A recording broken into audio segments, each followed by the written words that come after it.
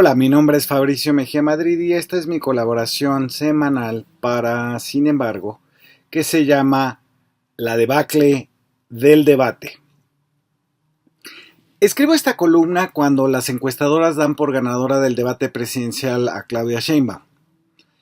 Cuando el meme del evento es que Xóchitl Gálvez mostró el escudo patrio al revés. Cuando ya se ha demostrado que la descompostura de los relojes del INE a cargo de una compañía de MBS solo perjudicó a una candidata, la de Morena, a nadie más. Cuando los medios corporativos titubearon entre decir nadie ganó el debate y, como hizo el senador del PAN, Álvarez y Casa, presagiar que Xóchitl será la Benito Juárez del siglo XXI. Dejo fuera de esta columna la imbecilidad de una columnista del Reforma que escribió todo un texto sobre la envidia que el cabello rizado de Claudia le tiene al cabello lacio de Gálvez. Sí, en eso se emplean algunas plumas. También ya sucedieron los encuentros de ambas candidatas con universitarios. Gálvez en la Ibero fue cuestionada por tratar de ocultar que es candidata del PRI, y Sheinbaum fue recibida con entusiasmo por los politécnicos. Así que esta columna no es un balance de la debacle tras el debate, sino un regreso a lo que se dijo para inspeccionarlo más de cerca. El descubrimiento es que la debacle fueron las preguntas, las suposiciones negativas para el gobierno actual que implicaron, y cómo cada vez que el INE se las pasó suavecito y al pie a la candidata Xóchitl, esta abanicó sin siquiera poder conectarlas. Lo primero que quiero compartirles es que nunca alcancé a comprender realmente las preguntas. No estaban redactadas para ser leídas en voz alta y algunos eran abiertamente suposiciones. Pasaron desapercibidas porque no se entendían.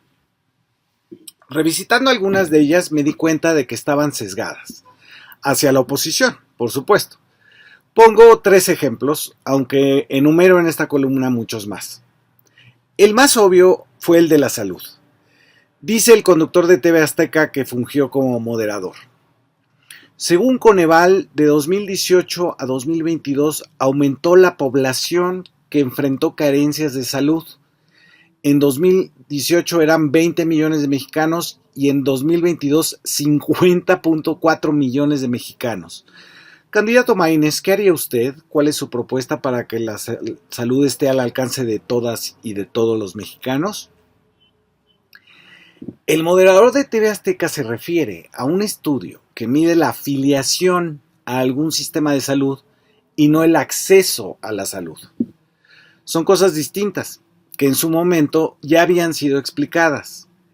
El 5 de agosto de 2021, el propio Coneval, que es el consejo que evalúa las políticas sociales, aclaró en una nota esta diferencia. Dice Coneval, se considera que una persona se encuentra en situación de carencia por acceso a los servicios de salud cuando no cuenta con adscripción o afiliación al Seguro Popular, a las instituciones públicas de seguridad social, IMSS, ISSSTE, federal o estatal, Pemex, Ejército, Marina, a servicios privados. Por lo cual, para la medición de la carencia por acceso a los servicios de salud, el Coneval retoma la declaración de las personas sobre el reconocimiento a la afiliación o inscripción a los servicios de salud o el conocimiento de recibir los servicios que presta el INSABI. Esto es importante porque Coneval reconoce que lo que está midiendo es si los derechohabientes tienen o no una credencial, no si los reciben en un hospital, les dan medicamentos y diagnósticos. Incluso en su nota el Coneval aclara, en este sentido, las personas sin seguridad social, de acuerdo con la Ley General de Salud, no necesitan afiliarse ni pagar cuotas para recibir atención médica y medicamentos gratuitos. Solo deben presentar su respectiva CURP o el acta de nacimiento. Es decir, no existe una afiliación a los servicios médicos gratuitos porque basta con tener el CURP para solicitarlos. Coneval, por tanto, no midió el acceso a la salud, sino la credencial, el carnet, y dejó de medir el que muchos estados, como los gobernados por el PRI y el PAN, se negaran a incorporarse al INSABI, y otros lo hicieron después de que se levantó la encuesta. Por lo tanto, el dato no es sobre acceso a la salud, sino sobre si estás o no inscrito en un padrón de derechohabientes. Pero la pregunta era malintencionada, porque Coneval midió el INSABI, que ya no existe, y que fue sustituido por IMSS Bienestar.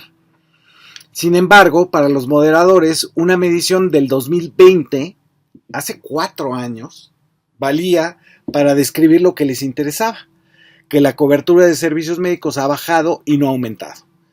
Sin tomar en cuenta el cambio en el sistema de salud y la pandemia, por ejemplo, hicieron su pregunta malintencionada. Por eso Sheinbaum, adelantándose a esta mala fe, sacó datos del nivel de satisfacción con los servicios públicos médicos. 58% con el IMSS Bienestar contra 47% que estuvo conforme con el Seguro Popular del PRIAN. Pero esa pregunta dio pie para que se hablara de una verdadera crisis en la salud mexicana. Imagínese usted el caos que sería que 50 millones de mexicanos no pudieran entrar a una clínica o recibir una medicina. Habría gente muerta en la calle. Eso dio pie para que la candidata del PRIAN dijera su primera sandez del día. Bueno, saludo a María Isabel, mamá de Bricia, que padece cáncer, y yo creo que sería muy importante preguntarles a las personas que murieron.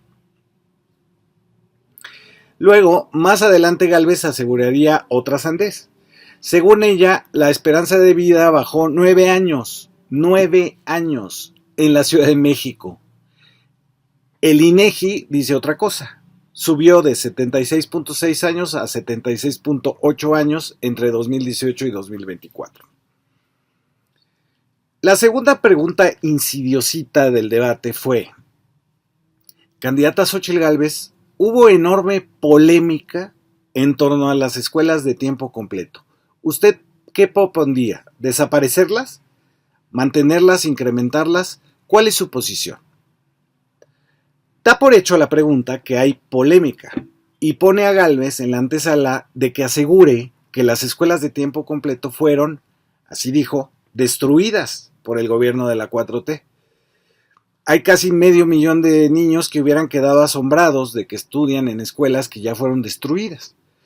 Pero Gálvez volvió a desaprovechar la oportunidad que la pregunta le daba y empezó con la impunidad en la caída del colegio Rebsamen el 19 de septiembre de 2007, con todo y sus 10 directivos sentenciados y en prisión. Más tarde, ese mismo día, los padres de familia del Rebsamen publicaron una carta contra Gálvez que decía: solicitamos de manera enérgica a todas y todos los actores políticos que cesen de inmediato los intentos de lucro lamentables con la tragedia del Rebsamen.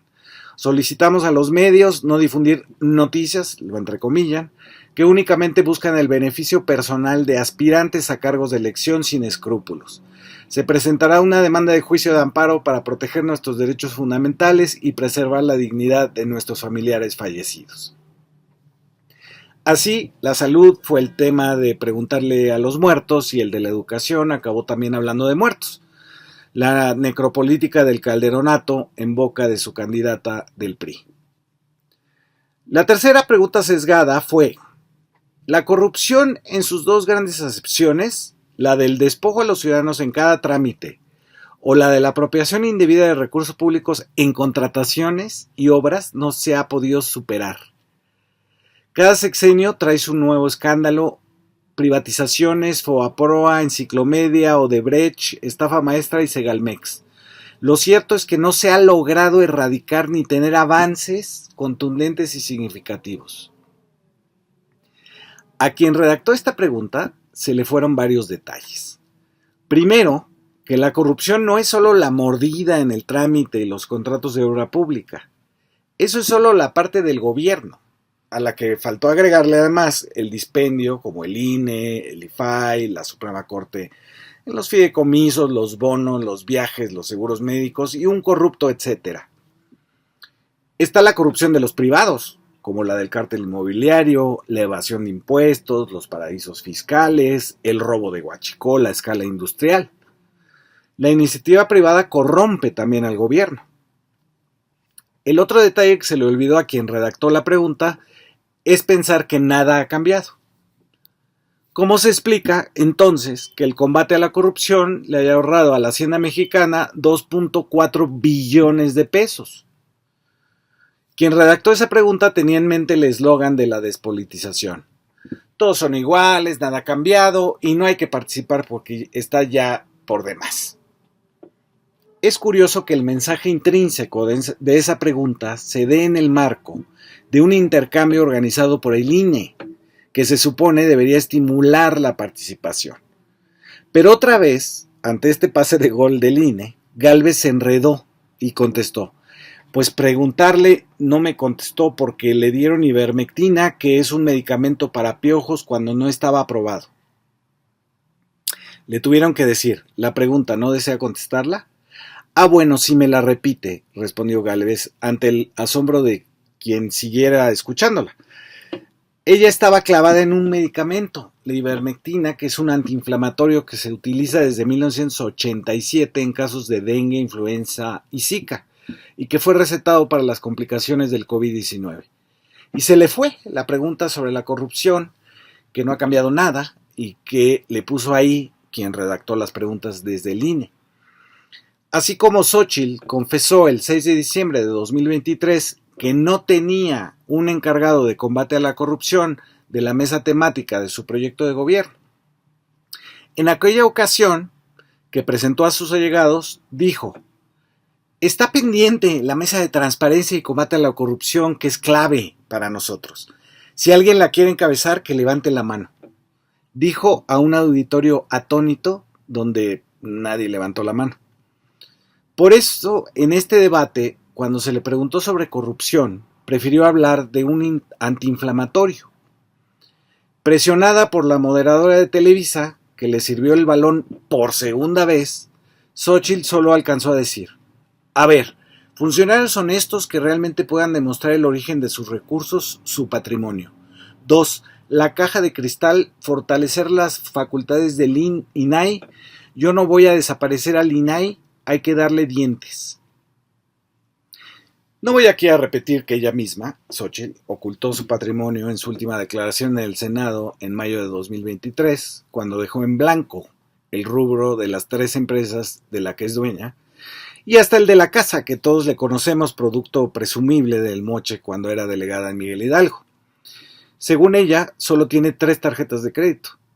Y sobre el INAI, pues lo ha defendido porque, según los datos de este mismo organismo autónomo, sus empresas de mantenimiento de oficinas tuvieron contratos en 2019, 2018 y 2017, hasta donde sabemos. Los dientes del INAI no se aplicarían a sus empresas, suponemos los mal pensados. La moderadora traía otra pregunta a modo para Gálvez. ¿Cómo hacer para que las instituciones de combate a la corrupción no sean instrumentos de intimidación política? Esta pregunta le permitía al PRI y al PAN y al PRD decir que sus casos de corrupción eran persecución política, como Rosario Robles, Cabeza de Vaca, Juan Collado, Emilio Lozoya. Pero Gálvez volvió a abanicar y se fue con una respuesta fuera de pregunta. Contestó: pero permítanme hablar de la línea 12 y quiero saludar hoy a Daniel Hernández, una víctima de la línea 12. Claudia, es otro caso de impunidad.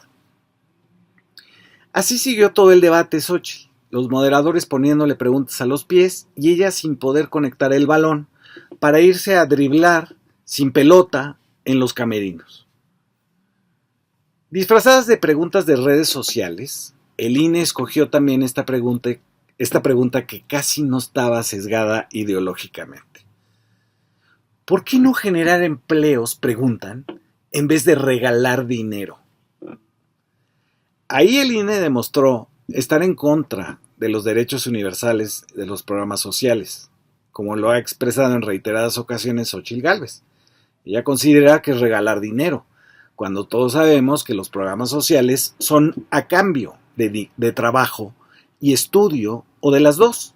como en el caso de las becas para aprendices. Así que el INE disfrazó de una pregunta escogida de redes sociales algo que le podía dar un respiro a Xóchitl para que hablara de su idea de que los adultos mayores sigan trabajando hasta morir. Esta pregunta implicó que se considera que solo el trabajo que ofrecen las empresas privadas es trabajo de verdad. Las becas, sembrar árboles, ser aprendiz en un oficio, no lo son. Son regalos para haraganes como los del sur de México que no trabajan 8 horas diarias, según dijo la propia Xóchitl. La propia pregunta del INE era en contra de los programas sociales y la pensión para adultos mayores. Eso me resultó en una sorpresa, porque se supone que este INE es menos parcial que el de Lorenzo Córdoba, que estaba en contra de todos los gastos menos de los suyos.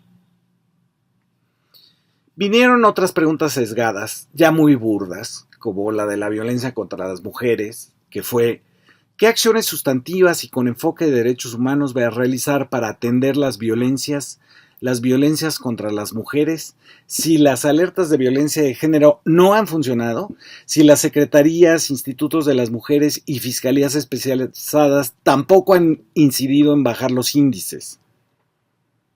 Así, sin explicación alguna, las alertas de género no funcionan. No han bajado los feminicidios, a pesar de que lo han hecho un 35%. Es la misma retórica de nada ha cambiado, no hay nada que hacer, de los melancólicos del régimen del PRIAN. Xóchitl volvió a abanicar cuando planteó un dato alternativo a la baja de los feminicidios en México y dijo: se lo voy a demostrar en las redes sociales cómo el 36% de las actas de nacimiento tienen una clasificación donde no se identifica la muerte. Por eso bajan. De inmediato busqué mi acta de nacimiento, pero no decía de qué me voy a morir. Una mentira más de la banderada del PRIAN. También se filtró una pregunta que aseguró que hay 30,000 niños reclutados por el crimen organizado. Un dato que solo la organización de Niño de Rivera y Gómez Montt, el Redim, ha publicado sin mayor explicación de cómo obtuvieron la cifra. Pero ya era un jolgorio de temas, los migrantes, la violencia intrafamiliar, el bullying, y ya todo estaba puesto para la escena final, aquella en que Xóchitl, diciendo: ¿de verdad esta bandera no se la quitaré a nadie?, en referencia a que no estuvo la bandera en el mitin del INE No Se Toca, la candidata del PRIAN pasó a ponerse sobre el pecho el escudo nacional, pero al revés. Muchas gracias por escucharme.